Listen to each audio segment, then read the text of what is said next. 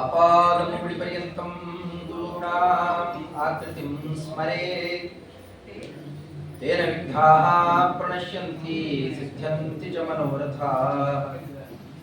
वेदशास्त्रपुराणानाम् एकवाक्यत्वसाधकान् शिष्यादिवत्सलान् धीरान् बालकान् गुरून् भजे। शर्वादिवृन्दारकमौलिवृन्दं येणायते यन्नखचन्द्रवृन्दे आनन्दतीर्थार्य शिरोमणेस्तत् पादारविन्दं प्रणमामि नित्यम्। वेदव्यासगुणावास विद्याधीशसतां वशा मां निराशं गतक्लेशं पूर्वनाशं हरेशं लक्ष्मीकरतलां भोजनीयपदाम्बुजं प्रणमामि हयग्रीवं देवता चक्रवर्तिनम्। सृष्टिस्थित्यप्येहा नियतिदृशितमो बन्धमुक्षाश्च यस्मात् अस्य श्री ब्रह्मरुद्रप्रभृतिसुरनरद्विषशत्रुरात्मकस्य विष्णोर्व्यस्ताः समस्ताः सकलगुणनिधिः सर्वदोषव्यपेतः पूर्णानन्दो व्ययो यो गुरुरपि परमः चिन्तयेतं महान्तम्। ॐ जन्माद्यस्य यतोन्मयादितरतुश्चार्थेष्वभिघ्नस्वराट् तेने ब्रह्महृदायादिकवये मुख्यान्ययं सूरयः तेजो वारिमृदां यथा विनिमयो यत्र त्रिसर्गो मृषा धाम्ना स्वेन सदा निरस्तकुहकं सत्यं परं धीमहि।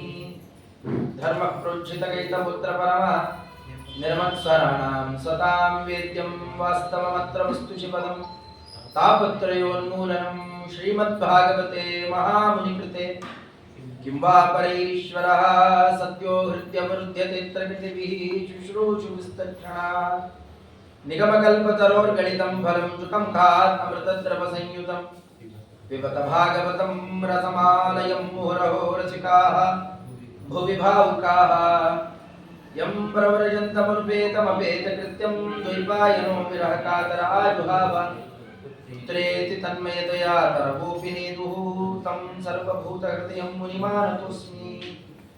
यस्वानुभावमखिलश्रुतिसारमेकम् अध्यात्मदीपम् अतिथितीर्षतां तमोन्दं संसारिणां करुणयाः पुराणगुह्यं तं व्याससूनुमुपयामि गुरुं मुनीनां नारायणं नमस्कृत्य नरं चैव नरोत्तमं देवीं सरस्वतीं व्यासं ततो ग्रन्थं वीरये।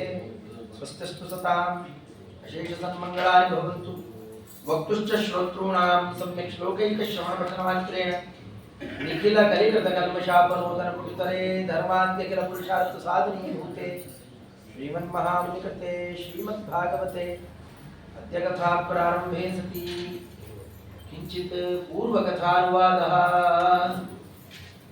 ವೇದವ್ಯಾಸದೇವರೇ ನಾಮಧೇಯವನ್ನು ತಿಳಿಸುತ್ತಾ ಅದರ ಮಹತ್ವವನ್ನು ತೋರಿಸಿಕೊಟ್ಟಿದ್ದಾರೆ. ಶ್ರೀಮದ್ ಭಾಗವತೆ ಮಹಾಮುನಿಕೃತೆ ಕಿಂವಾ ಅಪರೈಹಿ, ನಿಮಗೆ ಏನು ಬೇಕೋ ಅದನ್ನ ಒಂದೇ ಗ್ರಂಥದಲ್ಲೇ ಎಲ್ಲ ಯೋಜನೆ ಮಾಡಿ, ಆಯಾ ಭಗವಂತನಿಗೆ ಗೊತ್ತು ಇಂಥ ಸಮಯಗಳೆಲ್ಲ ಬರುತ್ತೆ. ಅದನ್ನು ಗ್ರಹಣದಲ್ಲಿ ನಾವು ಹೀಗೆ ಸಾಧನೆ ಮಾಡಿಕೊಂಡಿದ್ದೇವೆ, ಅಲ್ಪ ಕಾಲದಲ್ಲಿ ಪಟ್ಟ ಗ್ರಹಣಕ್ಕೂ ಪೂರ್ವಭಾವಿಯಾಗಿ ಮಾಡುವ ಪ್ರಸಂಗ ಇತ್ತು. ಆ ಕ್ರಮದಲ್ಲಿ ಸಂಕ್ಷೇಪ ವಿಸ್ತರಾಭ್ಯಾಂ ಹಿ ಕಥಯಂತಿ ಮನೀಷಿಣಃ ಬಹುವಾರ ಸ್ಮೃತೇಸ್ತಸ್ಯ ಫಲಬಾಹುಲ್ಯ ಕಾರಣಾತ್, ಅದನ್ನು ತಿಳಿಸಿಕೊಡುವಂತೆ ಇಷ್ಟು ಸಾಕು.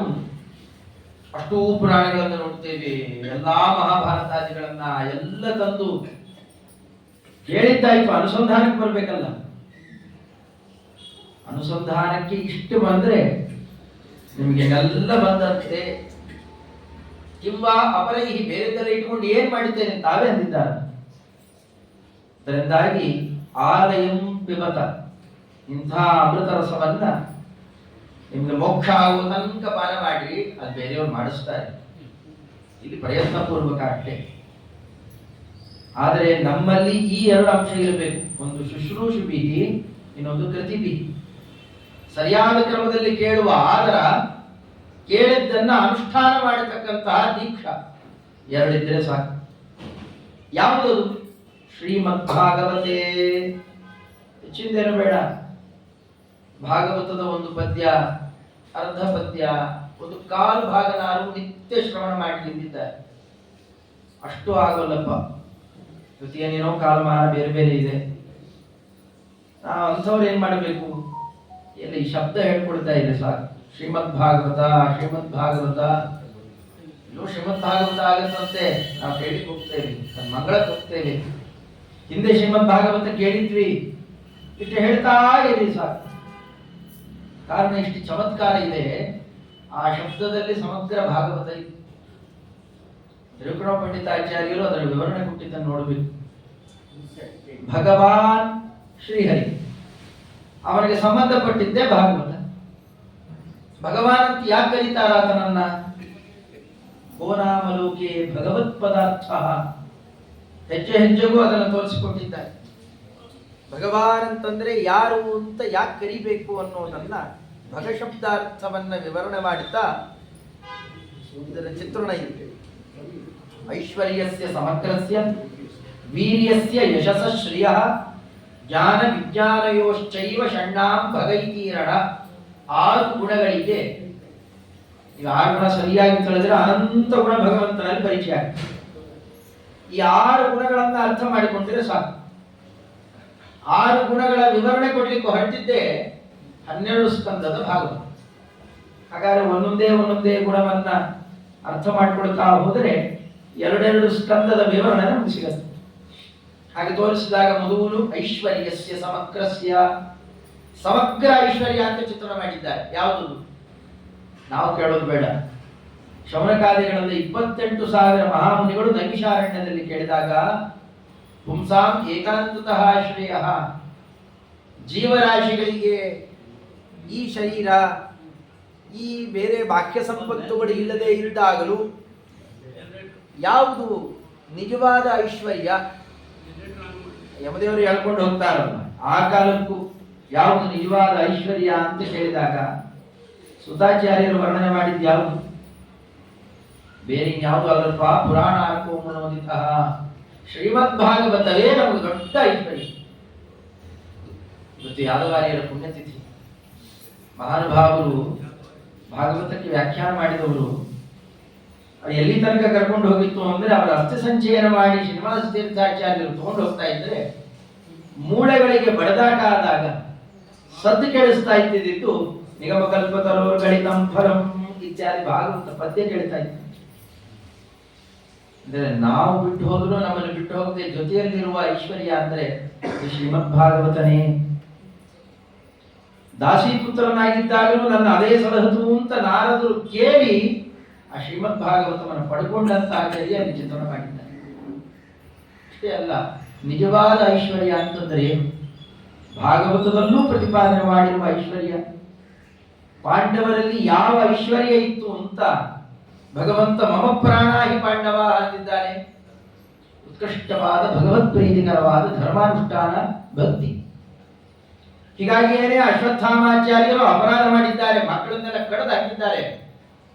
ಅವರನ್ನ ತಾವು ಕೊಲ್ಲಿಲ್ಲ, ಅವರಲ್ಲಿದ್ದ ಸಂಪತ್ತನ್ನು ಮಾತ್ರ ತಗೊಂಡು ಭಗವಂತನಿಗೆ ಏನು ಮಾಡಿದ್ರೆ ಪ್ರಿಯ ಆಗುತ್ತೋ ಹಾಗೆ ನಡೆದು ತೋರಿಸಿತು. ಅದು ಅವರಲ್ಲಿದ್ದ ಐಶ್ವರ್ಯ. ಕುಂತಿದೇವಿ ಯಾವ ಐಶ್ವರ್ಯದಿಂದ ಕಟ್ಟಾಕೊಂಡ್ಲು? ಭಕ್ತಿನೇ. ಭೀಷ್ಮಾಚಾರ್ಯರು ಯಾವ ಐಶ್ವರ್ಯದಿಂದ ಮತ್ತೆ ರಣರಂಗಕ್ಕೆ ಭಗವಂತನನ್ನು ಕರೆಸಿಕೊಂಡ್ರು? ಧೃತರಾಷ್ಟ್ರಂತಹ ಮಹಾನುಭಾವರು ದುಷ್ಟ ಮಕ್ಕಳನ್ನೆಲ್ಲ ಪಡೆದಿದ್ರು, ಒಳ್ಳೆ ಐಶ್ವರ್ಯ ಖರ್ಚು ಮಾಡಿ ಮತ್ತೆ ತಮ್ಮ ಉತ್ಕೃಷ್ಟ ಲೋಕವನ್ನು ಪಡೆದರಲ್ಲ. ಇನ್ನು ಪಾಂಡವರು ಯಾವ ಐಶ್ವರ್ಯಕ್ಕೋಸ್ಕರ ಇಲ್ಲೇ ಇದ್ದು, ಯಾವ ಐಶ್ವರ್ಯ ಹೋದ್ಮೇಲೆ ತಾವು ಹೊರಟು. ಈ ಐಶ್ವರ್ಯ ಅಲ್ಲ, ನಾವು ತಿಳಿದಿದ್ದಲ್ಲ. ಭಗವಂತನ ಸೇವೆಗೋಸ್ಕರ ಇಲ್ಲಿದ್ರು, ಭಗವಂತ ತನ್ನ ರೂಪೋತ್ಸಂಹಾರ ಮಾಡಿದ್ರೆ ಹೊರಟು. ನಿಜವಾದ ಸಂಪತ್ತು ಯಾವುದು ಅಂತ ಗೊತ್ತಾಗ್ತದೆ. ಇನ್ನು ಯಾವ ಸಂಪತ್ತಿದ್ದರಿಂದ ಬ್ರಾಹ್ಮಣರ ಶಾಪವನ್ನು ಲೆಕ್ಕಿಸದೆ ಕಲಿನಿಗ್ರಹವನ್ನು ಮಾಡಿದ ಮಹಾನುಭಾವನಲ್ಲಿ ಸಮಗ್ರ ಜ್ಞಾನಿಶ್ರೇಷ್ಠರು ಬಂದು ಶುಕಾಚಾರ್ಯರು ತಾವೇ ಬಂದು ಎರಡು ರೂಪದಿಂದ ಭಗವಂತನನ್ನು ಎದುರುಗಡೆಯಲ್ಲಿ ಕೂಡಿಸಿಕೊಂಡು ತಾನು ನಾನಾ ತರಹದಲ್ಲಿ ಜ್ಞಾನಿಗಳಿಂದಾಗಿ ನಿಜವಾದ ಸಂಪತ್ತು ಯಾವುದು ಅಂತ ಬೇಡಿದಾಗ ಶುಕಾಚಾರ್ಯರು ಹೇಳಿದ್ದೇನು? ಶ್ರೋತವ್ಯ ಕೀರ್ತಿತವ್ಯಶ್ಚ ಸ್ಮರ್ತವ್ಯಶ್ಚೇಚ್ಛತಾ ಭಯಂ. ಭಯವನ್ನ ನಿವಾರಣೆ ಮಾಡಿಕೊಳ್ಳಬೇಕಾಗಿದ್ರೆ ಅದಕ್ಕಿರುವ ಒಂದೇ ಸಂಪತ್ತು ಐಶ್ವರ್ಯ, ಅದು ಭಗವಂತನ ಕಥಾಶ್ರವಣ. ಹಾಗಾದ್ರೆ ಹೇಳಿ, ನಮ್ಗೆ ಬಿಂಬವಂತನ ರೂಪದಿಂದಾಗಿ ಆರಂಭ ಮಾಡಿ ತಾವಾ ಕಾಲಕ್ಕೆ ತಾವೇ ಹೇಳಲಿಲ್ಲ. ನಾರದರು ಪ್ರಾರ್ಥನೆ ಮಾಡಿದಾಗ ಐಶ್ವರ್ಯ ಬ್ರಹ್ಮದೇವರು ಕೊಟ್ಟಿದ್ದು. ನನಗೆ ನಮ್ಮಪ್ಪ ಕೊಟ್ಟ ಐಶ್ವರ್ಯ ಅಂತ. ಐಶ್ವರ್ಯ ಅಂದ್ರೆ ಭಾಗವತನೇ. ಈಶ್ವರ ಅಂದ್ರೆ ಭಗವಾನ್. ಈಶ್ವರ ಅನ್ನುವ ಶಬ್ದಕ್ಕೆ ಮತ್ತೆ ನಾವು ವರ್ಣಮಾಲೆ ಈಶ್ವರ ತಗೊಂಡ್ಬಿಡ್ಬಾರ್ದು. ಈ ಈಶ್ವರ ಅಂತ ಕತ್ತಿಗೆ ಸರ್ಪ ಸುತ್ತಿರೋದು ತೋರಿಸ, ಅದಲ್ಲ. ಮತ್ತೆ ಈಶೇಭ್ಯೋಪಿ ವರಹ ಅಂತ ತಗೊಂಡಾಗ ಸಾಕ್ಷಾತ್ ನಾರಾಯಣ ಅಂತ ಅರ್ಥ ಬರುತ್ತೆ. ಆತನೇ ತನ್ನ ಮಹಿಮಾವನ್ನು ಉಪದೇಶ ಮಾಡಿರುವಂತಹ ಆರಂಭದ ಚತುಶ್ಲೋಕಿ ಭಾಗವತ ಏನಿದೆ ಅದನ್ನ ಪಡೆದಿದ್ದರಿಂದ ಇವತ್ತಿಗೂ ನೋಡಿ, ಅದು ಐಶ್ವರ್ಯ ಅದು ಇರೋದ್ರಿಂದ ನ ಭಾರತೀ ಮೇಂಗ ವೃಷೋಪಲಕ್ಷತೆ. ನನ್ನ ಇಂದ್ರಿಯಗಳು ಎಂದೂ ಅಡ್ಡದಾರಿ ಹಿಡಿದಿಲ್ಲ. ಇದಕ್ಕೆಲ್ಲ ಕಾರಣ ಭಗವಂತನ ಪರಮಾನುಗ್ರಹ, ಶ್ರೀಮದ್ ಭಾಗವತ ಅಂತ ಅವರು ಚಿತ್ರಣ ಮಾಡಿದ್ರು. ಐಶ್ವರ್ಯ ಯಾವುದನ್ನ ನಾವು ಕೂಡಿಟ್ಕೊಳ್ಬೇಕು ಅನ್ನೋದರ ವಿವರಣೆ ಪ್ರಥಮ ಮತ್ತು ದ್ವಿತೀಯ ಸ್ಕಂದಗಳಲ್ಲಿ ಹೀಗೆ ಚಿತ್ರಣ ಮಾಡಿಕೊಟ್ಟಿದ್ದಾದರೆ, ಇನ್ನು ಎರಡನೇ ಗುಣ ವೀರ್ಯ. ವೀರ ಅಂತಂದ್ರೆ ಹಿಡಿದ ಕೆಲಸವನ್ನ ಪೂರ್ಣ ಸಾಧಿಸುವವರು. ಅಲ್ಲಿ ಮೊದಲು ಚಿತ್ರಣ ಮಾಡಿರೋದೇನೆ ವಿದುರರನ್ನು. ಅಣ್ಣನನ್ನ ತಿದ್ದಬೇಕು ಅಂತ ಉಪದೇಶ ಮಾಡ್ಲಿಕ್ಕೆ ಹೊರಟರು, ಸಾಕಾಗಲಿಲ್ಲ, ಪೂರ್ಣ ತಿದ್ದಲಿಕ್ಕೆ ಆಗಲಿಲ್ಲ. ಮೈತ್ರೇಯರ ಬಳಿಯಲ್ಲಿ ಹೋಗಿ ಮತ್ತೆ ಅದ್ಭುತವಾದ ತತ್ವೋಪದೇಶ ಪಡೆದು ಬಂದು ಆಮೇಲೆ ತಿದ್ದುತ್ತಾರೆ. ಸರಿಯಾದ ಉತ್ಕೃಷ್ಟ ಗತಿಯನ್ನು ಪಡಿತಾರೆ. ಅಂದ್ರೆ ಹಿಡಿದ ಕೆಲಸ ಸಾಧಿಸಲಿಕ್ಕೋಸ್ಕರವಾಗಿ ಅವರು ಹೊರಟಂತಹ ಮಾರ್ಗ ಉದ್ಧಮನ ದ್ವಾರ ಉಪದೇಶ ಪಡೆದು ತಾವು ಹಿಡ್ಕೊಂಡು ಹೊರಟಂತಹ ಮಾರ್ಗ ಮೈತ್ರೇಯರನ್ನು. ಅಲ್ಲಿ ತತ್ವಜ್ಞಾನವನ್ನ ಅವರಲ್ಲಿ ಬೇರೆ ಇನ್ನೇನೋ ಮಹಾಭಾರತಾದಿಗಳು ಹೇಳ್ತೇನೆ ಅದೆಲ್ಲ ಬೇಡ ಅಂತ ಹೇಳೋದಾದ್ರೆ ಹರೇ ಕಥಾಮೇವ ಕಥಾಸು ಸಾರಂ ಅದನ್ನೇ ವರ್ಣನೆ ಮಾಡಿ ಭಗವಂತನ ಮಹಿಮಾವನ್ನೇ ಅದರ ಚಿತ್ರಣ ಮಾಡುವಾಗ ಅಲ್ಲೊಬ್ಬ ವೀರರ ಚಿತ್ರಣ ಇದೆ. ನಿಜವಾದ ಮಹಾವೀರ ಅಂದ್ರೆ ಅವರೇ ಚತುರ್ಮುಖ ಬ್ರಹ್ಮದೇವರು. ಸೃಷ್ಟಿಗೆ ಅಂತ ಹೊರಟಾಗ ನಿಮಗೆ ಎಷ್ಟು ಬಂದಿತ್ತು ಆ ವಿಘ್ನಗಳು, ಎಷ್ಟು ತರ ಮೊದಲೇ ಅವಿದ್ಯೆ ಸೃಷ್ಟಿಯಾಗುತ್ತಿತ್ತು. ಬೇಕಾಟ ಸೃಷ್ಟಿ ಮಾಡಿದ್ರು ಕೂಡ ರುದ್ರಾದಿ ದೇವತೆಗಳನ್ನು ಸೃಷ್ಟಿ ಮಾಡಿದರೆ ಇದ್ದಿದ್ದು ನುಗ್ಗುತ್ತಾ ಇದ್ದಾರೆ. ಪ್ರಜಾಪತಿಗಳು ಮುಂತಾದವರು ಮುಂದುವರಿತಾ ಇಲ್ಲ. ಶರೀರವನ್ನು ಇಬ್ಬಾಗ ಮಾಡಿ ಮಥನ ಮಾಡಿ ಮೇಲ್ನೋಟಕ್ಕೆ ಎಷ್ಟು ಶ್ರಮ. ಮತ್ತೆ ಮತ್ತೆ ಭಗವದ್ ಆರಾಧನೆಯನ್ನು ಮಾಡಿ ಆದ್ಯ ಮನ್ವಂತರಾಧಿಪತಿಯನ್ನ ದಂಪತಿಗಳನ್ನ ಕೊಟ್ಟಿದ್ದು. ಇಷ್ಟೆಲ್ಲ ಮಾಡಿ ನೀನು ಸೃಷ್ಟಿ ವ್ಯಾಪಾರ ಮುಂದುವರಿಸಪ್ಪ ಅಂದ್ರೆ ಭೂಮಂಡಲನೇ ಇಲ್ಲ. ಮತ್ತೆ ವರಾಹ ರೂಪಿ ಪರಮಾತ್ಮನನ್ನು ಪ್ರಾರ್ಥನೆ ಮಾಡಿ ಮತ್ತೆ ಸೃಷ್ಟಿಯಾದ ವ್ಯಾಪಾರವನ್ನು ಬೆಳೆಸಿದ್ದೇನೆ. ನಾವು ವೀರರಾಗಬೇಕಾದ್ರೆ ನಮಗೆ ನಿಜವಾಗಿಯೂ ಗುರಿ ಏನು? ಜ್ಞೇಯಂ ಗಮ್ಯಂ ಗುರುಶ್ಚಾಪಿ ಗಮ್ಯ ಶ್ರೀ ಹರಿ. ಅವನನ್ನು ನಾವು ಪಡೆಯಬೇಕು ಅಂತಾದ್ರೆ ಅದಕ್ಕೆ ಬರುವ ಅನೇಕ ವಿಘ್ನಗಳನ್ನು ಕಳ್ಕೊಳ್ಬೇಕಾದ್ರೆ ನಾವೇನು ಮಾಡ್ಲಿಕ್ಕಾಗಲ್ಲ. ಮತ್ತೆ ಮತ್ತೆ ಭಗವದ್ ಆರಾಧನೆ ಮಾಡ್ತಾ ಇದ್ರೆ ಅವನು ಕಳೀತಾನಷ್ಟೇ. ವರಾಹ ರೂಪಾದಿಗಳ ಚರ್ಯೆಯೆಲ್ಲ ಅದನ್ನು ತೋರಿಸಿದ್ದಲ್ಲದೆ ತಾನೇ ಆದ ಉಪಾಯವನ್ನ ತಿಳಿಸಿಕೊಟ್ಟ ರೂಪ ಕಪಿಲ ರೂಪ. ಅದು ಬರೀ ಬ್ರಾಹ್ಮಣೋತ್ತಮರು, ಋಷಿಗಳು, ದೇವತಾಶ್ರೇಷ್ಠರು ಅವರು ಮಾತ್ರ ಇವನ್ನೆಲ್ಲ ಮಾಡಬೇಕು ಅಂತ ತಪ್ಪು ಕಲ್ಪನೆ ಇತ್ತು. ಅದಕ್ಕೆ ತನ್ನ ತಾಯಿಯನ್ನು ಕೂಡಿಸಿಕೊಂಡು ಉಪದೇಶ ಮಾಡಿದ. ಅದು ಸ್ತ್ರೀ ಆಗಲಿ, ಪುರುಷರಾಗಲಿ, ಬಾಲಕರಾಗಲಿ, ವೃದ್ಧರಾಗಲಿ ಪ್ರತಿಯೊಬ್ಬರೂ ಇದೇ ಮಾರ್ಗವನ್ನೇ ಅನುಷ್ಠಾನ ಮಾಡಬೇಕು ಅಂತ ಹೊರಟಂತಹ ಗೀತೆ ಏನಿದೆ ಅದಕ್ಕೆ ಬಲಗೀತ. ನಮ್ಮ ಗುರಿಗೆ ಬರುವ ವಿಘ್ನಗಳನ್ನು ಕಳೆದು ವೀರ್ಯವಂತರವಾಗಿ ಹಾಗೆ ನಾವು ಪಡಿಬೇಕು ಅದರ ಚಿತ್ರಣ ಇದೆ. ಅಂತಹದ್ದೇ ಅದಕ್ಕೆ ಆಯುರ್ಮಾನಾದಿಗಳ ಮಿತಿ ಇಲ್ಲ. ಇಷ್ಟೇ ವಯಸ್ಸಾಗಬೇಕು, ಅಷ್ಟೇ ವಯಸ್ಸಾಗಿರ್ಬೇಕು. 5 ವರ್ಷದ ಹುಡುಗ ಸರಿಯಾದ ಜ್ಞಾನಿಗಳಿಂದ ತತ್ವೋಪದೇಶ ಪಡೆದ. ಒಳಗಡೆಯಲ್ಲಿ ಬೇಕಾದ ಅಪಮಾನಾದಿಗಳಿಂದ ವೈರಾಗ್ಯದ ಪ್ರಭಾವ ಇತ್ತು. 6 ತಿಂಗಳಲ್ಲಿ ಭಗವಂತನನ್ನು ಕಂಡೇ ಬಿಟ್ಟ. ಬರೇ ಕಂಡಿದ್ದಲ್ಲ, ಎಂಥ ದೊಡ್ಡ ಪರಮಾನುಗ್ರಹ. ಗಮ್ಯವನ್ನ ನಾವು ಗಳಿಸಬೇಕಾದ್ರೆ ಅದಕ್ಕೆ ಬೇಕಾದಂತಹ ವರ್ಚಸ್ಸು ಏನೇನು ಅಂತ ಒಬ್ಬ ವೀರನ ಲಕ್ಷಣ ಏನು ಬೇಕು? ಧ್ರುವರಾಜನನ್ನು ನೋಡಿ ಕಲಿಬೇಕು. ನಾವೇನ್ ಅನ್ಕೊಂಡ್ರು ಸಾಧಿಸ್ಬಿಡ್ತೇವೆ ಅಂತ ಕೆಟ್ಟ ಕೆಟ್ಟ ಗಮ್ಯಗಳನ್ನು ಇಟ್ಟುಕೊಂಡ್ರೆ ತಲೆ ಹೆಗರು ಹೋಗುತ್ತೆ ಅನ್ನೋದಕ್ಕೋಸ್ಕರವಾಗಿಯೇನೆ ದಕ್ಷ ಪ್ರಜಾಪತಿಗಳ ಪ್ರಕರಣ ತೋರಿಸಿದ್ದು. ಎರಡು ಅಲ್ಲಿ ತೋರಿಸಿದ್ದು, ಎರಡು ಇರಬಾರದು. ಒಂದು, ಮಹನ್ನಿಂದ ದೊಡ್ಡವರ ನಿಂದೆ ಮಾಡ್ತಾ ಇದ್ರೆ ನಾವು ಗುರಿಯನ್ನೆಂದೂ ತಲುಪಲಿಕ್ಕೆ ಆಗೋಲ್ಲ. ಇನ್ನೊಂದು, ಆತ್ಮ ಪ್ರಶಂಸ. ಪ್ರತಿಚಕ್ರವರ್ತಿಗಳ ಉಪಾಖ್ಯಾನದಲ್ಲಿ ಅದನ್ನು ತೋರಿಸಿಕೊಟ್ಟು ನಮ್ಮನ್ನು ನಾವು ಹೊಗಳಿಕೊಳ್ಳೋದು ದೊಡ್ಡವರ ನಿಂದೆ ಮಾಡೋದು. ದೊಡ್ಡವರ ನಿಂದೆ ಮಾಡಿದ್ರೆ ಅವ್ರನ್ನ ಕೊಂದ ಪಾಪ ಬರುತ್ತೆ. ನಮ್ಮನ್ನು ನಾವು ಹೊಗಳಿಕೊಳ್ತಾ ಇದ್ರೆ ಆತ್ಮಹತ್ಯಾ ಪಾಪ ಬರುತ್ತೆ. ಅದು ಎರಡೂ ಮೋಕ್ಷ ಪ್ರತಿಬಂಧಕ ಅಂತ ತೋರಿಸಿಕೊಟ್ಟು ನಿಜವಾದ ಗುರಿ ಹೇಗೆ ಸಾಧಿಸಬೇಕು ಅಂತ ಚಕ್ರವರ್ತಿ, ಅಂಗರಾಜ ಮುಂತಾದವರ, ಪ್ರಾಚೀನವರಿ ಮಹಾರಾಜ ಮುಂತಾದವರ ಉಪಾಖ್ಯಾನ ಬಂದಿದೆ. ಅದೆಲ್ಲ ವೀರ್ಯ ಅನ್ನುವುದರ ಚಿತ್ರ. ಇನ್ನು ಮೂರನೇದ್ದು ಯಶಃ. ರಾಜನಾಗಪ್ಪ, ದೊಡ್ಡ ಕೀರ್ತಿ ಬರುತ್ತೆ ನಿನಗೆ, ಭಗವಂತ ನಿನ್ನಲ್ಲಿ ಅವತಾರ ಮಾಡ್ತಾನೆ, ಇಲ್ಲೆಲ್ಲ ಕಾಡು ಹೋಗ್ತೇನೆ, ನಂಗೆ ಕೀರ್ತಿ ಬೇಡ ಅಂತ ಕೂತಿದ್ದವನಿಗೆ ಸರಿಯಾದ ಉಪದೇಶ ಮಾಡಿ ಪರಿವೃತ ರಾಜನನ್ನ ಇಡೀ ಭೂಮಂಡಲದಲ್ಲಿ ಸಪ್ತದ್ವೀಪ ಸಪ್ತ ಸಾಗರಗಳ ವ್ಯವಸ್ಥೆ ಮಾಡೋದು ಹೇಳ್ಕೊಟ್ರಲ್ಲ, ಎಂಥ ಕೀರ್ತಿ ಬಂದು ಹೋಯ್ತು ಆತನಿಗೆ. ಆ ವಂಶದಲ್ಲಿ ತಾನೇ ಬಂದು ಮತ್ತೆ ಋಷಭನಾಮಕನಾಗಿ ಇಡೀ ಭೂಮಂಡಲಕ್ಕೆ ಅದ್ಭುತವಾದ ಕೀರ್ತಿ ಪ್ರಸಾರ ಮಾಡಿದ್ದ. ಅವನ ಪುತ್ರನಿಗೆ ವಾಸ್ತವಿಕವಾಗಿ ಬೇಕಾಷ್ಟು ಕೀರ್ತಿ ಬರುವ ಸಂದರ್ಭ ಇದೆ. ಭಾರತ ಇಡೀ ಭೂಮಂಡಲವನ್ನು ಕರೀತಾರೆ. ಆದರೆ ಜಿಂಕೆಯ ಸಹವಾಸದಿಂದಾಗಿ ತಾನು ಜಿಂಕೆಯಾಗಿ ಹುಟ್ಟುವ ಅಪಕೀರ್ತಿ ಬಂದರೂ ಅದು ಅಪಯಶಸ್ಸಾಗಲಿಲ್ಲ. ಉತ್ಕೃಷ್ಟ ಸಾಧನೆ ಮಾಡಿದ್ದರ ಬಲದಿಂದ ರಘುಗಣ ಮಹಾರಾಜರೇ ಮೊದಲಾದವರು ಕೊಂಡಾಡ್ತಾನೆ ಇರಬೇಕು. ಅಂತಹ ಯಶಸ್ಸಿಗೆ ಕಾರಣವಾದ ಪ್ರಸಂಗ ಇದೆ. ಇನ್ನಂತೂ ನೀವು ಭೂಗೋಳ, ಖಗೋಳ, ಮೇಲಿಂದ ಕೆಳಗೆ, ಕೆಳಗಿಂದ ಮೇಲೆ ಎಲ್ಲಿ ನೋಡಿದರೂ ಅದು ಭಗವಂತನದ್ದೇ ಯಶಸ್ಸು. ಭೂದ್ವೀಪ ವರ್ಷ ಸರಿದಂತೆ ನಭ ಸಮುದ್ರ, ನರಕಕ್ಕೆ ಹೋದ್ರು ಅಲ್ಲೇ ಇದ್ದಾನೆ. ಭಾಗಣ ಲೋಕ ಸಂಸ್ಥಂ. ಪರಮಾತ್ಮನ ವರ್ಚಸ್ಸಿರಲಿ, ಅವನ ಯಶಸ್ಸಿರಲಿ. ನೀನ್ ಯಾಕೋ, ನಿನ್ನ ಹಂಗೆ ಯಾಕೋ, ನಿನ್ನ ನಾಮದ ಬಲ ಹೊಂದಿದ್ದರೆ ಸಾಕೋ. ನಾರಾಯಣ ಅಂತ ಕೂಗಿದ ಅಜಾಮಿಳ, ಅದೇ ನಾರಾಯಣ ವರ್ಮದ ಬಲದಿಂದಲೇನೆ ಇಂದ್ರಾದಿ ದೇವತೆಗಳು ಇವೆಲ್ಲ ಎಷ್ಟು ಎಂಥ ಅದ್ಭುತವಾದ ಯಶಸ್ಸು ಪಡೆದರು. ವಾಸ್ತವಿಕವಾಗಿ ದಿತಿದೇವಿಯ ಮಕ್ಕಳು ಮರುದ್ಗಣದವರು, ಅವರನ್ನ ದೈತ್ಯರು ಅಂತ ಅಪಯಶಸ್ಸಿನಿಂದಾಗಿ ಕೂಡಿರಬೇಕಾಗಿತ್ತು. ಯಾರು ಹಾಗೆ ಕರೀಲೇ ಇಲ್ಲ. ಇಂದ್ರದೇವರ, ಮುಖ್ಯಪ್ರಾಣದೇವರ ಅನುಗ್ರಹದಿಂದ ಅವರಿಗೆ ಅಪಯಶಸ್ಸು ಬರಲೇ ಇಲ್ಲ.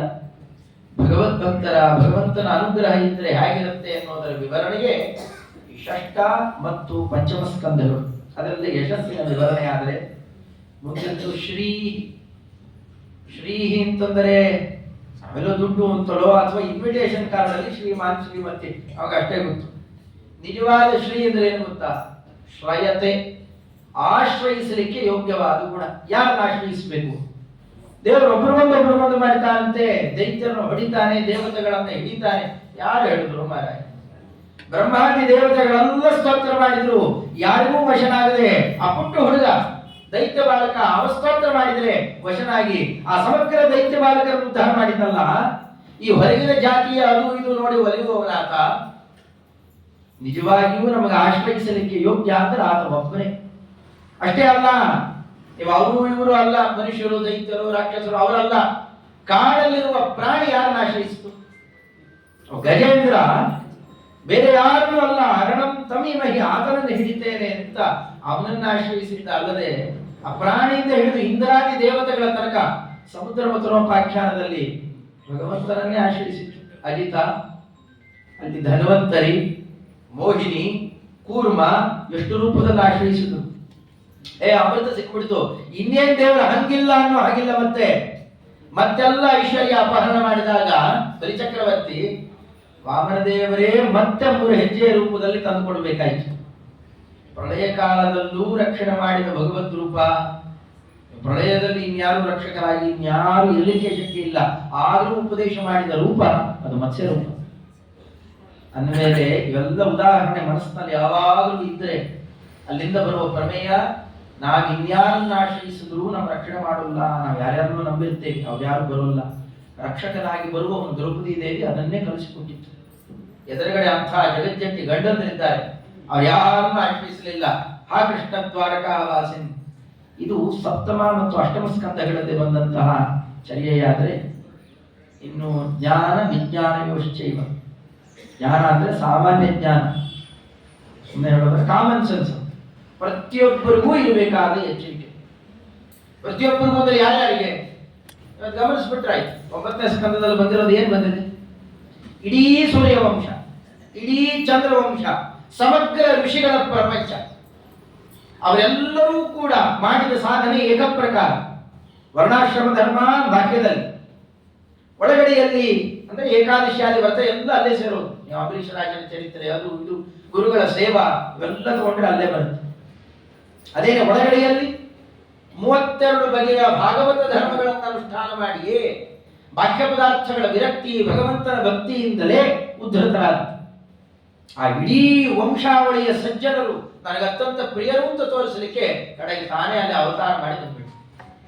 ಸೂರ್ಯವಂಶದಲ್ಲಿ ರಾಮಚಂದ್ರ ರೂಪ, ಋಷಿಗಳಲ್ಲೆಲ್ಲ ವ್ಯಾಸ ರೂಪ, ಪರಶುರಾಮ ರೂಪಗಳಾದ್ರೆ, ಅದರಂತೇನೆ ಚಂದ್ರವಂಶದಲ್ಲಿ ಸಾಕ್ಷಾತ್ ಯದುಕುಲರಲ್ಲ ಸ್ವಯಂ ತಾನೇ ಬಂದು ತೋರಿಸಿಕೊಟ್ಟಿದ್ದು ಈ ಸಾಮಾನ್ಯ ಜ್ಞಾನವೇ.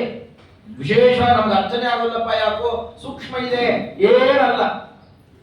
ತಂದೆ ತಾಯಿಗಳಿಗೆ ಬಂತರ್ಲಿಕ್ಕೆ ವಿಶ್ವರೂಪ ತೋರಿಸಲಿಕ್ಕೆ ಸಹಜವಾಗಿ ಅರ್ಥ ಆಯ್ತು ಅವ್ರಿಗೆ, ನೀನ್ ನಾವು ಹೆತ್ತ ಮಗ ಅಲ್ಲ. ಅದರಂತೇನೆ ಪೂತನಾಮದ ಮಾರಭ್ಯ ದಂತವಕ್ರ ವಧಾವಧಿ ಸಮಗ್ರ ದೈತ್ಯರ ಸಂಹಾರ ಮಾಡುತ್ತಾ ನನಗೆ ಯಾರಿಂದಲೂ ಪರಾಜಯ ಇಲ್ಲ.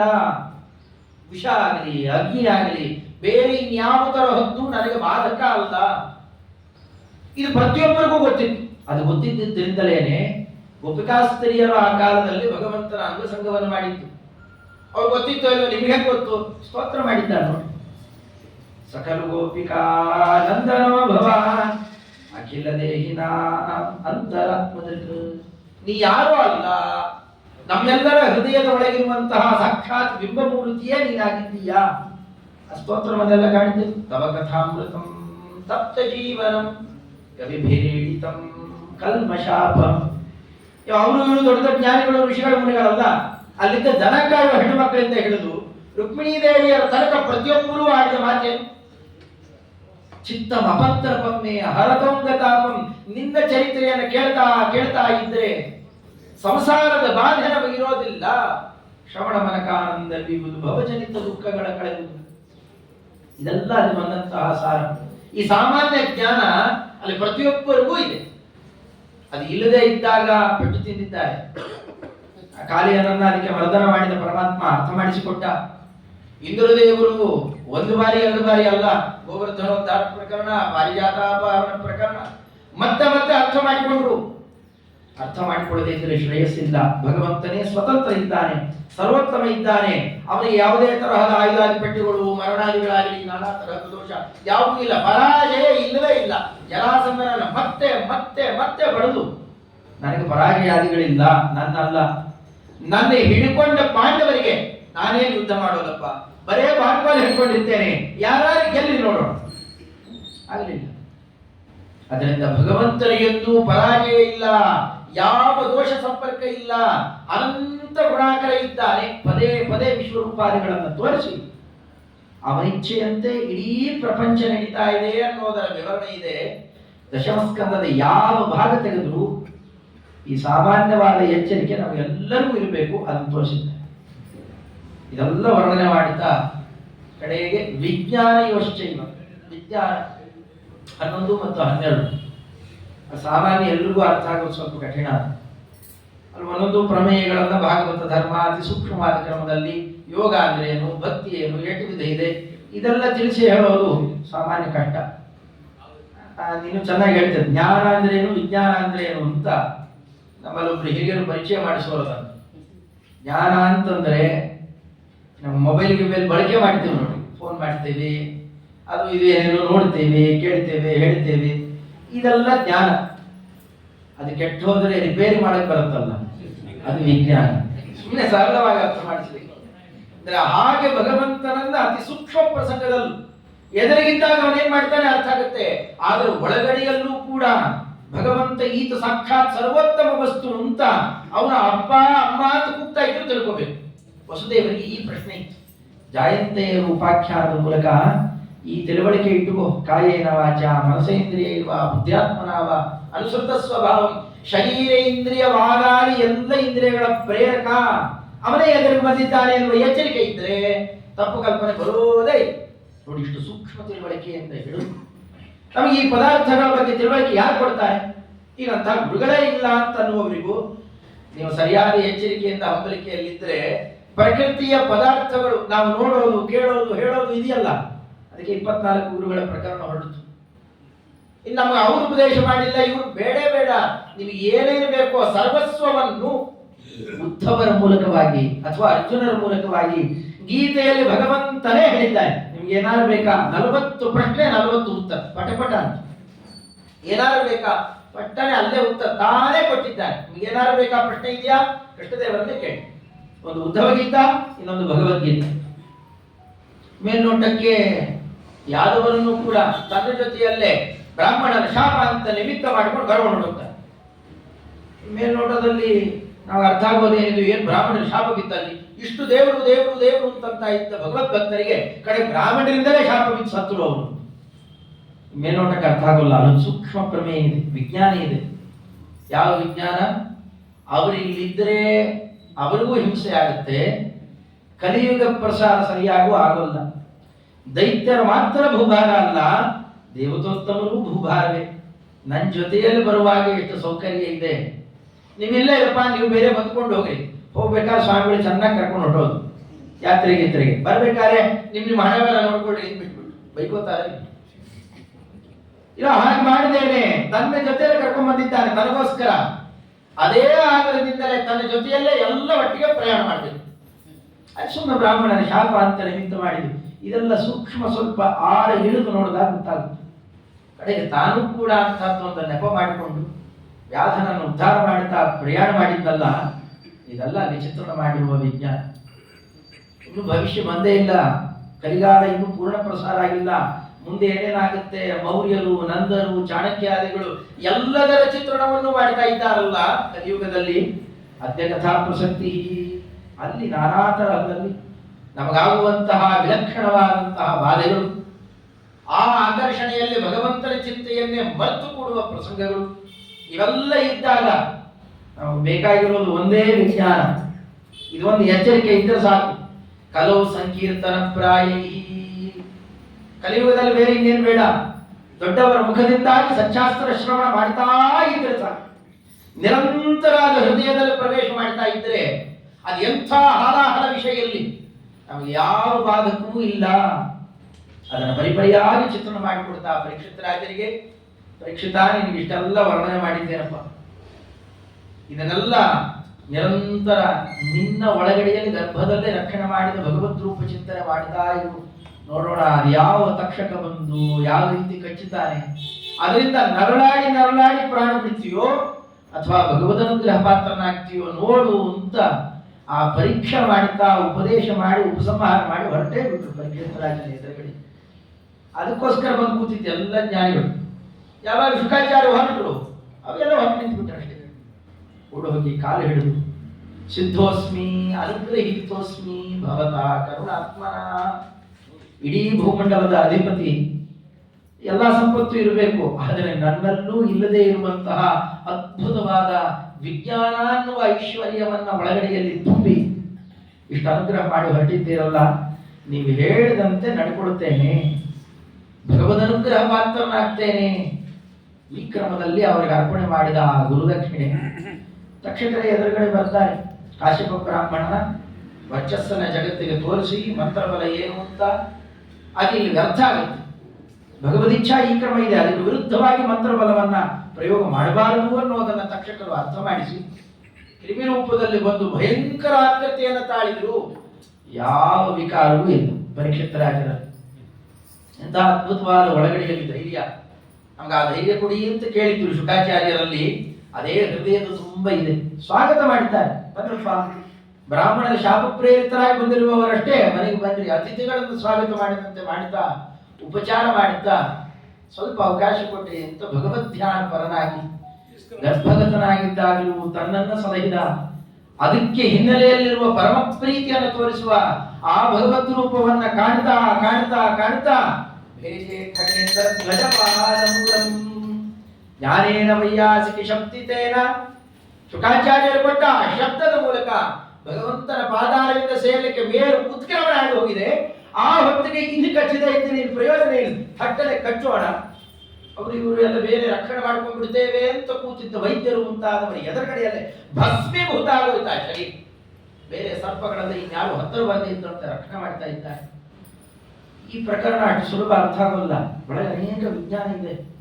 ಅದು ಅರ್ಥ ಆಗದೆ ಇದ್ದಾಗ ಜನ್ಮೇಜಯರಾಜರು ಸರ್ಪಸತ್ರ ಮಾಡಲಿಕ್ಕೆ ಹೊರಟಾಗ ಅದರ ನಿಜವಾದ ಪರಿಜ್ಞಾನವನ್ನು ಅರ್ಥ ಮಾಡಿಸ್ತಾ, ನಿಮ್ಮಪ್ಪ ಭಾಗವತ ಕೇಳಿದ ಮಹಾಭಾಗವತೋತ್ತಮ, ನೀನು ಭಾರತ ಕೇಳು, ತನ್ನ ಮೂಲಕ ಇಡೀ ಜಗತ್ತಿಗೆ ಭಾರತ ಕೊಡಪ್ಪ, ಎಂಥ ವಂಶ ನಿಮ್ದು ಪಾಂಡವರ ವಂಶ ಅಂತ ಅವ್ರಿಗೆ ಅರ್ಥ ಮಾಡಿಸಿದ್ದು. ಆಸ್ತಿಕ ಬ್ರಾಹ್ಮಣರಲ್ಲಿ ಆಧಾರದಿಂದ ವಿಷಂಪಾಯನರಲ್ಲಿ ಮಹಾಭಾರತ ಕೇಳಿದ ಮಹಾನುಭಾವರು ಜನ್ಮೇಜಯರಾಜರ ಮುಂದೆ ಪ್ರಸಿದ್ಧಿಯನ್ನು ಪಡಿತಾರೆ. ಇದೆಲ್ಲ ತೋರಿಸಿಕೊಡ್ತಾ ಅತಿ ಸೂಕ್ಷ್ಮವಾದ ವಿಜ್ಞಾನವನ್ನು ಪರಿಚಯ ಮಾಡಿಸಲಿ ಅಂತ ಕಡೆಯ ಪ್ರಕರಣದಲ್ಲಿ ಕೇಳ್ತಾರೆ. ದೇವರು ಎಚ್ಚರ ಇದ್ದಾಗ ಅಥವಾ ನಮ್ಮ ಸೃಷ್ಟಿ ಮಾಡುವಾಗ ಅನೇಕ ರೂಪ ತೋರಿಸ್ತಾನೆ, ಆಕಾರ ಗುಣ ಅದು ಇದು. ಪ್ರಳಯ ಕಾಲ ಬರುತ್ತಲ್ಲ, ಆ ಪ್ರಳಯ ಕಾಲ ಬಂದಾಗ ಭಗವಂತ ಏನಾಗಿ ಹೋಗ್ತಾನೆ, ನಿರ್ಗುಣ ನಿರಾಕಾರ ಆಗಿಬಿಡ್ತಾನೆ. ಆಗೆಲ್ಲ ನೋಡಿದ್ರೆ ಏನಾಗುತ್ತೆ, ಮರ್ಯಾದೆ ಹೋಗುತ್ತಲ್ಲ. ಅದಕ್ಕೆ ನಾವು ಒಳಗಡೆ ಬಾಳ ಹಾಕೊಂಡು ಮಾಡ್ಕೊತಾ ಇರ್ತೇವೆ, ಒಂದ್ಸತಿ ಏನಾದ್ರು ಮಾಡ್ಬೇಕಾದ್ರೆ. ಆಗ ಆ ಕ್ರಮದಲ್ಲಿ ಭಗವಂತನು ನಮ್ಮನ್ನೆಲ್ಲ ನುಂಗಿ ಕೂತು ಅದಕ್ಕೆ ತನ್ನ ನಿರ್ಗುಣತ್ವದ ಪರಿಚಯ ಬೇರೆ ಯಾರಿಗೂ ಆಗದೆ ಇರಲಿ ಹೀಗೆಲ್ಲ ಮಾಡ್ತಾನೆ ಅಂತ ಈ ಅಪವಾದ ಎಲ್ಲ ಹೊರಟು ನಿಂತಿತ್ತು. ಅದಕ್ಕೋಸ್ಕರ ಪ್ರಳಯ ಕಾಲದಲ್ಲೂ ಭಗವಂತ ಹೇಳಿರ್ತಾನೆ, ನಾನು ನೋಡಬೇಕು ಅಂತ ನರನಾರಾಯಣರನ್ನು ಆಶ್ರಯಿಸಿ ತಪೋ ವಿಶೇಷವನ್ನ ಅಲ್ಪಕಾಲ ಇದ್ದ ಆಯುಷ್ಯವನ್ನ ಬೆಳೆಸಿಕೊಳ್ತಾ 6 ಮನ್ವಂತರದ ತನಕ ತಪೋ ವಿಶೇಷ ನಡೆಸಿದಾಗ ಈ ಮನ್ವಂತರದ ಕಾಲದಲ್ಲಿ ಕಡೆಗೆ ಬರುವ ಪ್ರಳಯವನ್ನು ದರ್ಶನ ಮಾಡಿಸ್ತಾರೆ. ಮಾರ್ಕಂಡೇಯ ಆನೇಕಕ್ಕೆ ಅಂತ ಕೂತಿದ್ದಾರಷ್ಟೇ. 4 ಕಡೆಯಲ್ಲೂ ಕೂಡ ಏನು ಭಾರಿ ಮಳೆ, ಸಮುದ್ರ ಉಕ್ಕೇರಿ ಬಂದಿತ್ತು. ಆ ಜಲಪ್ರವಾಹದಲ್ಲಿ ಕೊಚ್ಚಿ ಹೋಗ್ತಾ ಇತ್ತು. ಜಲಪ್ರವಾಹ ಏನೇನು ಅಂತ ಈಗೇನು ಹೆಚ್ಚು ವಿವರಣೆ ಕೊಡುವ ಅಗತ್ಯ ಇಲ್ಲ. ಕೊಚ್ಚಿ ಹೋಗ್ತಾ ಇದ್ದಾರೆ. ಅಲ್ಲಿ ಬರ್ತಕ್ಕಂತಹ ನಾನಾ ತರದ ಹೊಡೆತಗಳು, ಜಲಚರ ಪ್ರಾಣಿಗಳು ಇವುಗಳ ಮಧ್ಯದಲ್ಲಿ ಈಜಿತಾ 10,500 ವರ್ಷದ ತನಕ ಈಜಿದಂತೆ. ಇನ್ನು ಶಕ್ತಿ ತ್ರಾಸ ಆಗೋಗಿದೆ, ಈ ಕಥೆ ಮುಗಿದೋಯ್ತು ಅನ್ನುವ ಒಳಗಡೆಯಲ್ಲಿ ದೂರದಲ್ಲಿ ಒಂದು ಬೆಳಕು ಏನೋ ಇದೆ ಅಂತ ಆ ಕಡೆಗೆ ಸ್ವಲ್ಪ ಹತ್ತಿರ ಹೋದರೆ ದೊಡ್ಡ ಆರದ ಎಲೆ, ಅದರ ಮೇಲೆ ಮಲಗಿರುವಂತಹ ಒಂದು ಪುಟ್ಟ ಮಗು. ನಾನು ವಯಸ್ಸಾದವನು ವೃದ್ಧನಿಗೆ ಇಷ್ಟ ಅವಸ್ಥೆ ಪಡ್ತಾ ಇದ್ದೇನೆ, ಅಪ್ಪ ಯಾವುದೋ ಮಗು ಇದೆ ಅಲ್ಲಿ, ಅದು ಪಾಪ ಏನು ಅವಸ್ಥೆ ಪಟ್ಟುಬಿಡುತ್ತೋ ಅನ್ನೋ ದೃಷ್ಟಿಯಿಂದಾಗಿ ಆ ಕ್ರಮದಿಂದಾಗಿ ಹೊರಟು ನೋಡ್ತಾ ಇದ್ರೆ ಹತ್ತಿರದಲ್ಲಿ ಮಹಾಮರಗತ ಶ್ಯಾಮಂ ಶ್ರೀಮದ್ವದನ ಪಂಕಜಂ ಕಂಬುಗ್ರೀವಂ ಮಹೋರಸ್ಕಂ. ಪರಮಾತ್ಮನ ರೂಪ ಎಂಥ ಅದ್ಭುತ ರೂಪ. ಅರಳಿದ ದೊಡ್ಡ ಕಣ್ಣುಗಳು, ಪಿಡಿ ಪಿಡಿ ಬಿಡಿತಾ ಇದೆಯಂತೆ, ಸಂಪಿಗೆ ಅಂತ ಮೂಗು, ಹುಲಿ ಮೂಗಿನಿಂದ ಸರ ಹಾಕೊಂಡಿತ್ತ, ಕೈಯಲ್ಲಾರು ಕೂಸಲ್ಲ, ಅದು 50 ಕೋಟಿ ಯೋಜನೆ ವಿಸ್ತೀರ್ಣ ಇರೋದು ಅಷ್ಟು ದೊಡ್ಡ ಹುಲಿ. ಆ ಮೂಗು ಎಲ್ಲಿಂದ ತರ್ತೇನೆ, ಅದು ಕೇವಲ ರಮಾಮಯ. ಚಾರ್ವಂಗುಲಿಭ್ಯಾಂ ಪ್ರಾಣಿಭ್ಯಾಂ, ಮರಗದ ಮಣಿ ಅಂದರೆ ಪಚ್ಚೆ ಹಸುರು ಮಣಿ, ದಟ್ಟವಾಗಿದ್ದರೆ ಯಾವ ಬಣ್ಣ ಇರುತ್ತೋ ಆ ಬಣ್ಣದಲ್ಲಿ ಇದ್ದಂತೆ. ಚಂಪನ ತುಟಿ, ತನ್ನ ಕಮಲಕೋಮಲವಾದ ಧ್ವಜವಜ್ರಾಂಕುಶ ಪಾದ ಏನಿದೆ ಅದನ್ನು ತೆಗೆದು ಹೆಬ್ಬೆರಳು ಬಾಯಿಲಿಟ್ಟು ಚುರು ಚುರು ಚಿತ್ತಾ ಇದ್ರೆ ಇವರೆಲ್ಲೋ ದೂರ ಇದ್ದವ್ರಿಗೂ ಕೇಳಿಸ್ತಾ ಇದೆ. ಹತ್ತಿರ ಹೊರ ಮಾಡ್ಬಿಡ್ಬೇಕು ಅಂತ ಹೋದಾಗ ಮೂಗೊಳಗೆ ಹಾಕೊಂಡು ಮೂಗೊಳಗೆ ಕೊಣ ಹೋದಂತೆ ಎಂದು ಉದಾಹರಣೆ ಕೊಟ್ಟಿದ್ದಾನೆ. ಒಳಗಡೆ ಇಳಿದ ತಕ್ಷಣ ಸಮಗ್ರ ಸತ್ಯಲೋಕಾದಿ ಎಲ್ಲ ಲೋಕ ವ್ಯವಸ್ಥೆ ಸ್ಥಿತಿ ವ್ಯಾಪಾರ ನಡೀತಾ ಇದೆ.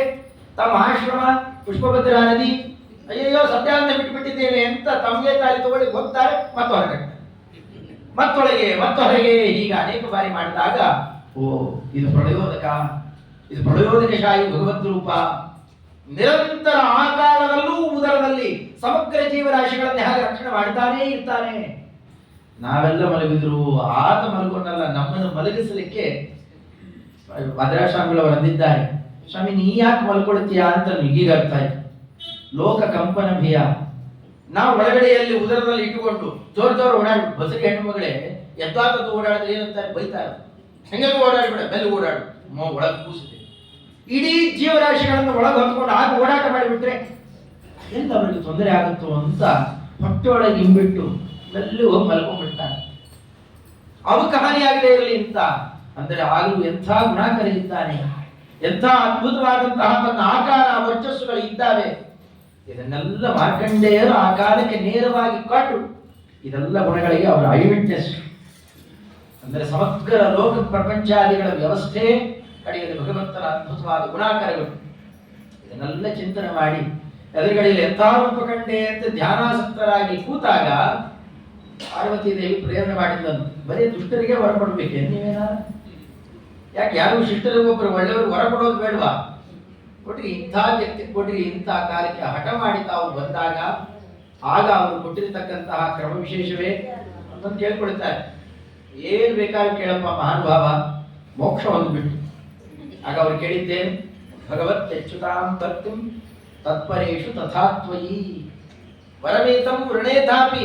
ಹೆಚ್ಚಿಂದೇನು ಕೇಳೋ ಅಗತ್ಯ ಇಲ್ಲ, ಆದರೂ ನಿಮ್ಮಲ್ಲಿ ನಾವು ಕೇಳಲೇಬೇಕಾದಂತಹ ವರ ಅಂದರೆ ಅತಿ ಸೂಕ್ಷ್ಮವಾದದ್ದು. ಭಗವಂತನಲ್ಲಿ ಚ್ಯುತಿಯೇ ಇಲ್ಲದೆ ಇರುವ ತೈಲಧಾರೆಯಂತೆ ಮನಸ್ಸು ಕೊಡೋ ಹರಿಯಲು ಶಂಭು.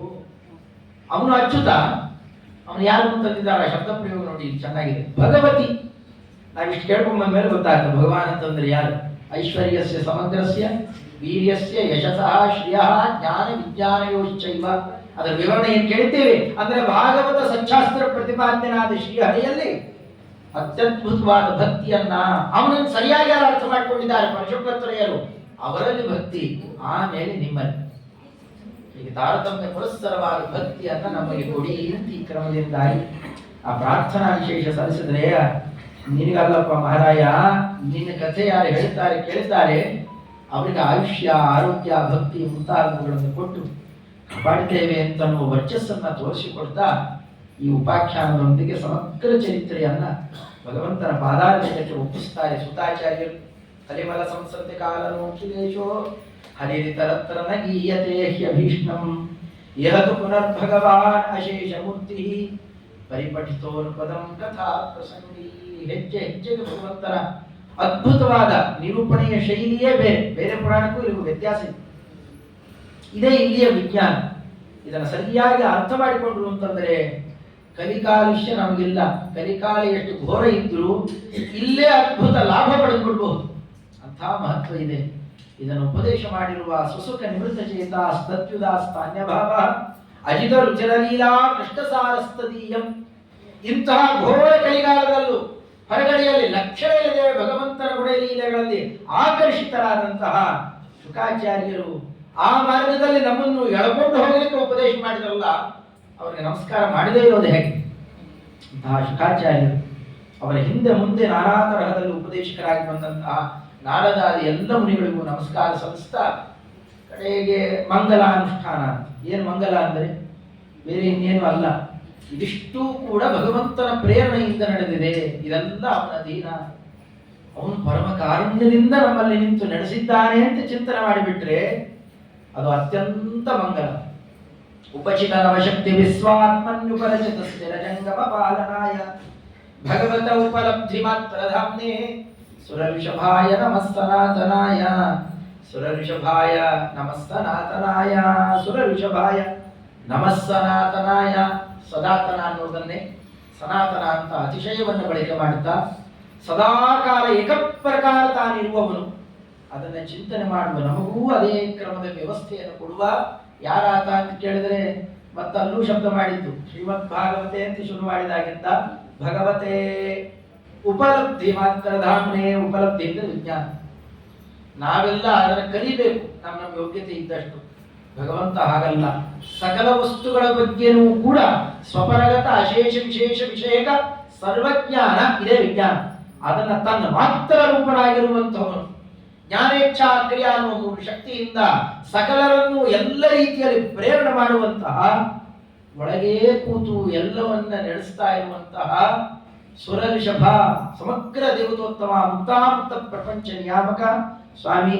ನಾವು ಹೆಚ್ಚೇನು ಮಾಡ್ಲಿಕ್ಕಾಗಲ್ಲ, ಕೊಡ್ಲಿಕ್ಕೆ ಹೆಚ್ಚಿನ ನಮ್ಮಲ್ಲಿಲ್ಲ. ನಮಃ ನಮ ಉತ್ತಮ ಧೇಮ ಅಂತಾರೆ. ನಮಃ ಅಂತ ಬಾಯಿದೆ ಹೇಳ್ತಾ ಅದನ್ನೇ ಒಳಗಡೆಯಲ್ಲಿ ಹೃದಯದಲ್ಲಿ ಪ್ರಕ್ರಿಭಾವ ಬಗ್ಗಿ ಬಿಡೋದು ಭಗವಂತನಿಗೆ ಪೂರ್ಣ. ನೀನು ಈಶಾ, ನಾವು ದಾಸರು, ನೀ ಹೇಳದಂತೆ ಕೇಳಿಕೊಂಡಿರ್ತೇವೆ. ಇದಿಷ್ಟು ಭಾಗವತ ಕೇಳಿದ್ದರೆ ಕಡೆಯ ಭಾವನೆ ನಮ್ಮಲ್ಲಿ ಇಟ್ಟು ಬಂದರೆ ಸಾಕು. ಇದೇ ದೊಡ್ಡ ವಿಜ್ಞಾನ. ಅಂಥದ್ದನ್ನು ತೋರಿಸಿಕೊಡುತ್ತಾ ಸನಾತನಾಯ ಜಕಾರದಿಂದ ಆರಂಭ ಮಾಡಿ ಯಕಾರದ ಕಡೆಯ ಅಕ್ಷರದಲ್ಲಿ ಉಪಸಂಹಾರ ಮಾಡ್ತಾ ಸಂಸಾರದ ಸಮಗ್ರ ಜಯ ನಿಮಗೆ ಇದರಿಂದ ದೊರೆಯುತ್ತೆ ಅನ್ನೋದನ್ನು ತೋರಿಸಿಕೊಡ್ತಾ ನಾಮ ಸಂಕೀರ್ತನಂ ಯಸ್ಯ ಸರ್ವ ಪಾಪ ಪ್ರಣಾಶನಂ ಪ್ರಣಾಮೋ ದುಃಖ ಶಮನಃ ತನ್ನಮಾನ್ಯ ಇಂಪರಂ. ನಾವು ಎಷ್ಟು ಹೇಳಿ ಕೇಳಿ ಏನೇ ಮಾಡಿದ್ರು ಅದು ಅಸಂವರ್ಧನೆ. ನಾವು ಅಲ್ಪರು ಕೊಟ್ಟಿದ್ದೆಲ್ಲ ಅಲ್ಪವೇ ಇದೆ. ಅದೆಲ್ಲವನ್ನು ಕೂಡ ನಿವಾರಣೆ ಮಾಡಬೇಕು ಅಂತಿದ್ರೆ ಭಗವಂತನ ನಾಮೋಚ್ಚಾರಣ ಅಚ್ಯುತ ಅನಂತ ಗೋವಿಂದ ಮೊದಲ ನೆನೆ ಬಂದಿದ್ದಾನ. ಆ ನಾಮೋಚ್ಚಾರಣೆಯನ್ನು ಮಾಡ್ತಾ ಉಪಸಂಹಾರ ಮಾಡಿದ್ರು ಅಂತಂದ್ರೆ ನಮ್ಮಲ್ಲಿ ಎಷ್ಟೇ ಚ್ಯುತಿ ಇರಲಿ ಹರಕ ಬರಿಕೆ ಇರಲಿ ಅವನ ಅನಂತ ಇದ್ದಾನೆ, ಅವನ ಅಚ್ಯುತ ಇದ್ದಾನೆ. ವೇದಶಾಸ್ತ್ರಗಳ ಸಂಬಂಧವನ್ನು ಹಚ್ಚಿ ಕೆಲವು ಎಲ್ಲ ದೋಷಗಳನ್ನು ನಿವಾರಣೆ ಮಾಡಿ ಕಳೀತಾನೆ ಅಂತ ತೋರಿಸಿಕೊಡ್ತಾ ಭಗವಂತನಲ್ಲಿ ಭಕ್ತಿಯನ್ನು ಬೇಡಿರಿ ಅಂತ ಭವೆ ಭವೆ ಯಥಾ ಭಕ್ತಿ ಪಾದಯೋಸ್ತವಜಾಯತೆ. ಅದು ಎಷ್ಟು ಜನ್ಮ ಬಂದರೂ ಭಗವಂತನ ಭಕ್ತಿಯನ್ನು ಮಾತ್ರ ನಮಗೆ ತೋರಿಸಿಕೊಡಿರಿ ಅಂತ ಪ್ರಾರ್ಥನಾ ವಿಶೇಷವನ್ನೇನು ಸಲ್ಲಿಸಿದ್ದಾರೆ. ಅದರೊಂದಿಗೆ ಈ ಸಮಗ್ರ ಭಾಗವತವನ್ನ ಅರ್ಪಣೆ ಮಾಡಿರುವಂತಹ ಕ್ರಮ ವಿಶೇಷ ಇದು. ಸಮಗ್ರ ಭಾಗವತ, ಅದರ ಚರ್ಯೆ, ಅದರ ವಿವರಣೆ ಇವನ್ನೆಲ್ಲ ಕೇಳ್ತಾ ಹೊರಟಾಗ ಅಲ್ಪಕಾಲದಲ್ಲಿ ಅದು ಏಕಪ್ರಕಾರವಾಗಿ ಹೀಗೆಲ್ಲ ನಡೆಸೋದು ಬಹಳ ಸಮಸ್ಯೆ. ಆದರೂ ಕೂಡ ನಿರಂತರ ನಿನ್ನೆ ಅಂತೂ ಮಳೆಯಲ್ಲಿ ನೆಂದು ಹೋಗಿದ್ದು, ಇದೆಲ್ಲ ಜ್ವರ ಬಂದು ಹೋಗ್ಬಿಟ್ಟಿತ್ತು, ಆಗ್ತೋಗಿ ಹೋಗಿ ಕಾಣಿಸ್ಕೊಂಡಿದ್ದೆ. ಅದು ನಮ್ಮ ಆಚಾರ್ಯರನ್ನು ಪ್ರಾರ್ಥನೆ ಮಾಡಿ ಹೊರಟಾಗ ತೇಜೋರೂಪದಲ್ಲಿ ಅವರು ಇನ್ನೂ ಇದ್ದಾರೆ, ರಕ್ಷಣೆ ಮಾಡ್ತಾರೆ ಅನ್ನೋದಕ್ಕೆ ಸಾಕ್ಷಿ ಅವರೇನು ನಡೆಸಿದ್ದಾರೆ. ಈ ಪುಣ್ಯರಾಶಿ ಎಲ್ಲ ಅವರು ಒಪ್ಪಿಸಿಕೊಡ್ತಾ ಅವರ ಅಂತರ್ಯಾಮಿ, ಅವರ ಮೇಲೆ ಬರ್ತಕ್ಕಂತಹ ಸಮಗ್ರ ಗುರುಗಳು, ಮಂತ್ರಾಲೀಶ್ವರಗಳು, ಲಘುತ್ತಮ ಶ್ರೀಪಾದಗಳು, ವಿಜೇಂದ್ರ ಸ್ವಾಮಿಗಳವರು, ವಾದಿರಾಜರು, ವ್ಯಾಸರಾಜರು, ಶ್ರೀಪಾದರಾಜರು, ಬ್ರಹ್ಮಣಿ ತೀರ್ಥರು, ಏಕಾಗ್ರಪಾದಲೇ ಮೊದಲಾದವರೆಲ್ಲರಿಗೂ ವರದರಾದಂತಹ ತಾತ್ಪರ್ಯವನ್ನು ಕೊಟ್ಟಿರುವ ಆನಂದ ತೀರ್ಥ ಭಗವತ್ಪಾದಾಚಾರ್ಯ ಈ ಪಾತ್ರಧಾರಿಯಾಗಿ ಬಂದು ಹಿಮರೂಪ, ಮಧ್ವರೂಪ, ಹನುಮದ್ ರೂಪ, ಒಳಗಡೆಯಲ್ಲಿ ಮುಖ್ಯ ಪ್ರಾಣದೇವರು, ಅವರ ಹಕ್ಕಮನ ಮಧ್ಯ ನಿವಾಸಿಯಾದ ಅನಂತ ರೂಪಿ ಪರಮಾತ್ಮ ಪ್ರೀತನಾಗಲಿ. ಮತ್ತೆ ಮತ್ತೆ ಬರುವ ನಾನಾ ತರಹದ ಎಲ್ಲ ಕ್ಲೇಶಗಳನ್ನು ಕಳೆದು ತನ್ನ ಭಕ್ತಿಯನ್ನು ಕೊಟ್ಟು ಕಾಪಾಡಲಿ ಅಂತ ನಮ್ಮ ನಿಮ್ಮ ಪರವಾಗಿ ಮುಖ್ಯ ಪ್ರಾಣದೇವರ ಸನ್ನಿಧಿಯಲ್ಲಿ ಭಗವಂತನಿಗೆ ಎಲ್ಲ ವ್ಯಾಪಾರವನ್ನು ಅರ್ಪಣೆ ಮಾಡ್ತಾ ಇದ್ದೇನೆ. ಶ್ರೀಕೃಷ್ಣಾರ್ಪಣಮಸ್ತು. ಹರೇ ನಮಃ.